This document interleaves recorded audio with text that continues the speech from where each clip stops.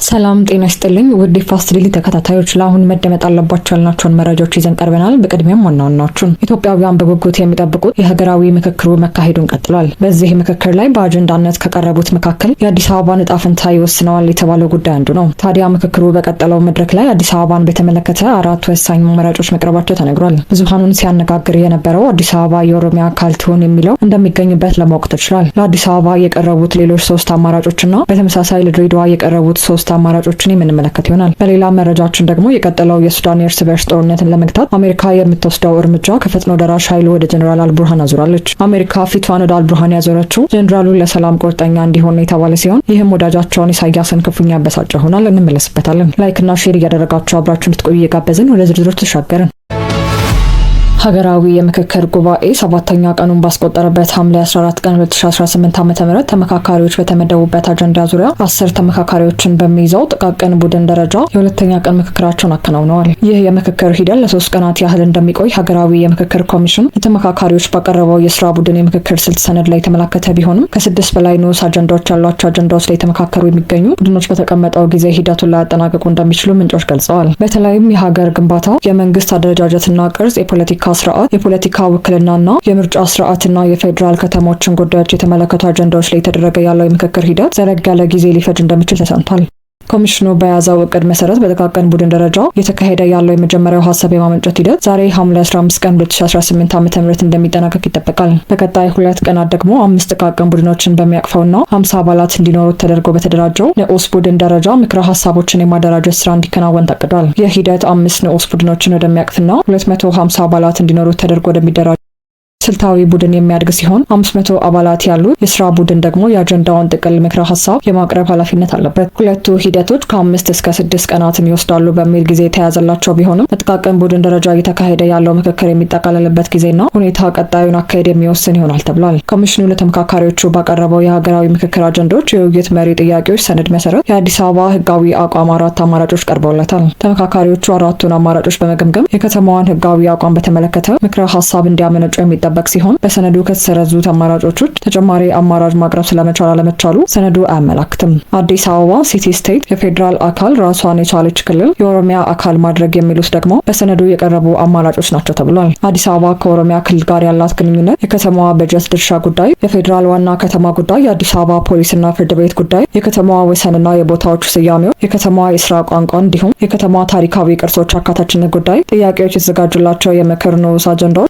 ሆነው በሰነዱ ቀርበዋል። አዲስ አበባ በፌዴራል መንግስት ላይ ስለሚኖራት ውክልናና የፌዴሬሽን ምክር ቤት ውክልና ጉዳይ ግን በንዑስ አጀንዳነት ሳይካተቱ ቀርተዋል። የፌዴራል ከተሞች በሚለው አጀንዳ ስር የተካተተችው ድሬዳዋ ከተማ ደግሞ 3 የህጋዊ አቋም አማራጮች ቀርበውላታል። ሲቲ ስቴት፣ የፌዴራል አካል፣ ራሷን የቻለች ክልል የሚሉት ደግሞ ለከተማዋ የቀረቡ አማራጮች ሲሆኑ ድሬዳዋ በኦሮሚያ ወይም በሶማሌ ክልል ውስጥ እንድትሆን የሚጠቁሙ አማራጮች በሰነዱ አልተካተቱም። የድሬዳዋ ከተማ የወደፊት አስተዳደራዊ ሁኔታ፣ የህዝቦቿ አስተዳደራዊ ሁኔታ፣ የህዝቦቿ ውክልናና ከኦሮሚያና ሶማሊያ ክልሎች ጋር ያላት ግንኙነት፣ በፌዴራል መንግስት የሚኖር የውክልና ጉዳይ፣ ድሬዳዋ በፌዴሬሽን ምክር ቤት የመወከል ጉዳይ ደግሞ በንዑስ አጀንዳነት ተጠቅሰዋል። ቀደም ሲል 211 አባላት እንደሚኖራት ተነግሮላት የነበረውና ሰነድ የተዘጋጀላት የክልል ተወካዮች ጉባኤ አባላቱ ቁጥር ወደ 284 ከፍ እንዲል መወሰኑን መዘገባችን የሚታወስ ሲሆን ምክር ቤቱ ያላካተተው የማህበረሰብ ክፍል አለ የሚል ጥያቄም ተነስቶበታል። ከተጽዕኖ ፈጣሪዎች ለቀረበው የውክልና ጥያቄ መልስ የሰጠው ሀገራዊ ምክክር ኮሚሽን አሁን ደግሞ ከኢትዮጵያ አካል ጉዳተኞች ማህበራት ፌዴሬሽን ተመሳሳዩ ጥያቄ እንደቀረበለት ምንጮች ገልጸዋል። የፌዴሬሽኑ አመራሮች ሴቶችና ወጣቶችን ጨምሮ የተለያዩ የማህበረሰብ ክፍሎች በክልልና በፌዴራል ደረጃ ተወክለው የምክር ቤት አባል እንዲሆኑ ሲደረግ አካል ጉዳተኞች በምክር ቤቱ ውክልና አላገኙም የሚል ጥያቄ ለኮሚሽኑ ዋና ኮሚሽነር ፕሮፌሰር መስፍራንያ ማቅረባቸውን ምንጮች ነግረውናል። ዋና ኮሚሽነሩ ለፌዴሬሽኑ አመራሮች በሰጡት ማብራሪያ ተመሳሳዩ ጥያቄ ከተለያዩ አቅጣጫዎች እየቀረቡ መሆኑ መጥቀሳቸውን የገለጹ ሲሆን ፌዴሬሽኑ ላቀረበው ጥያቄ ተነጋግረን መልስ እንሰጣቸዋለን፣ ጊዜ ስጡን የሚል ምላሽ መስጠታቸውን አረጋግጠዋል። በምክክር ሂደቱ የተሳተፉ ከሚገኙ ተመካካሪዎች መካከል የደህንነት ስጋት አለብን ያሉ መኖራቸውን ለመረዳት ችለናል። በተለይም ከአማራ ክልል ተነስተው ለምክክሩ ወደ አዲስ አበባ ካቀኑ ተመካካሪዎች መካከል የቴሌቪዥን ጣቢያዎችና የኮሚሽኑ የካሜራ ባለሙያዎች ቀረጻ በሚከናወንበት ወቅት ምቾት እንደማይሰማቸው የገለጹ አሉ። በምክክሩ ላይ የተሳተፍን መሆናችን ከታወቀ የደህንነታችን ጉዳይ ስጋት ላይ ይወድቃል በሚል ለኮሚሽኑ ጥያቄ ያቀረቡ ተመካካሪዎች ማንነታቸው እንዲታወቅ በሚደረግ ቀረጻ ውስጥ እንዳይካተቱ መጠየቃቸው ምንጮች ተናግረዋል። የኮሚሽኑ ባልደረቦች መሰሉን ጥያቄ ያቀረቡ ተመካካሪዎች ባሉባቸው ስብሰባዎች የሚደረጉ ቀረጻዎች ለመገናኛ ብዙሃን ፍጆታ እንደማይውሉ መግለጻቸው ተሰምቷል።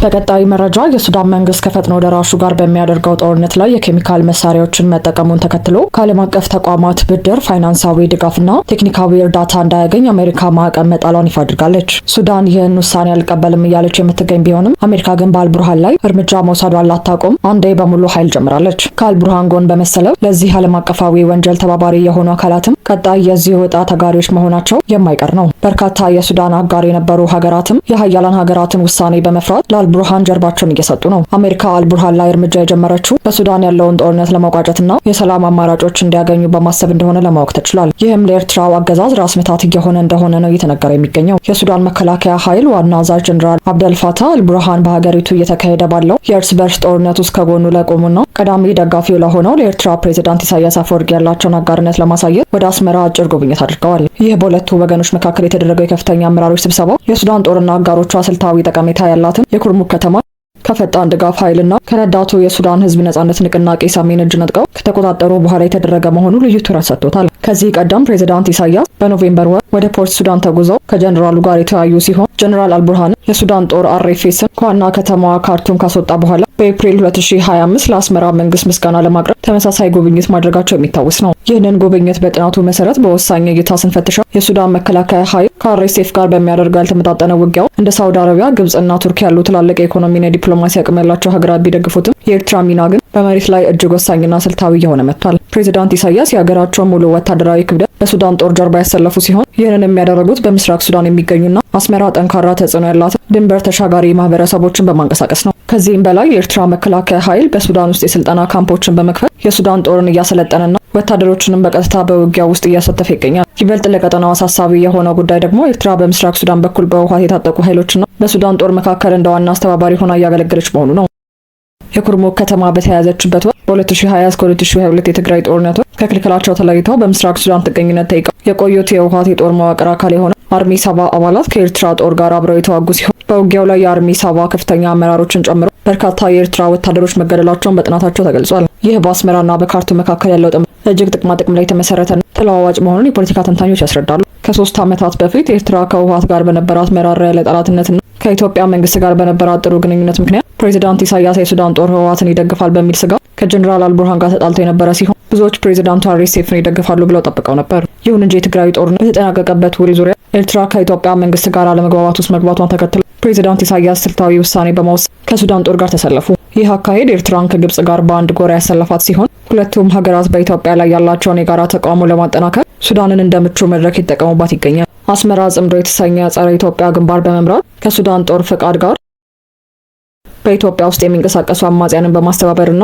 የጦር መሳሪያ አቅርቦት እንዲደርሳቸው በማድረግ ላይ ትገኛለች። ሆኖም ግን ይህ የኤርትራ ስልታዊ ስሌት በአሁኑ ወቅት በአሜሪካ መንግስት በኩል እየተገፋ ባለው አዲስ የሰላም ጥረት ሳቢያ ከፍተኛ አደጋ ተደቅኖበታል። የአሜሪካው የአረብና የአፍሪካ ጉዳዮች ከፍተኛ አማካሪ ማሳድ ቡሉ በኳድ ስብሰባ በኩል በሱዳን ተኩስ አቁም ለማምጣት ያደረጉት ጥረት መሻሻል ማሳየቱ ተዘግቧል። በሱዳን የሚደረገው ማንኛውም የተኩስ አቁም ወይም የሰላም ስምምነት የፕሬዝዳንት ኢሳያስ ቀጠናዊ ስሌት ሙሉ በሙሉ የሚያከሽፍ ሲሆን ምክንያቱም የጦርነቱ መቀጠል አስመራና ካይሮ ሱዳንን እንደ መሳሪያ በመጠቀም በኢትዮጵያ እጅግ ተለዋዋጭና ስሜታዊ በሆኑ የድንበር አካባቢዎች ላይ ያለመረጋጋት ለመፍጠር የነበራቸውን እድል ስለሚያጠፋው ነው። በዚህ መሰረት በፕሬዝዳንት ኢሳያስና በጀነራል አልቡርሃን ስብሰባ ላይ የኢትዮጵያ ጉዳይ ዋነኛው የአጀንዳ አካል መሆኑ የማይቀር ሲሆን የኢትዮጵያው ጠቅላይ ሚኒስትር ዶክተር አብይ አህመድ በቅርቡ በፓርላማ በነበራቸው ንግግር ይህንን ጸረ ኢትዮጵያ ግንባር አስመልክተው የሀገሪቱን ሉዓላዊነት የመንካት አቅም እንደሌለው በግልጽ መናገራቸው ይታወሳል። የተወደዳችሁ የቻናላችን ቤተሰቦች ለአሁን ለእናንተ ይመጥናሉ ብታዳምጧቸው ታተርፉበታላችሁ ብለን የመረጥንላችሁ ዕለታዊ መረጃዎቻችን እነዚህን ይመስሉ ነበር። በተመሳሳይ ሀገራዊና ቀጠናዊ ጉዳዮችን ይዘን እስከምንገናኝ ቸር ቆዩ።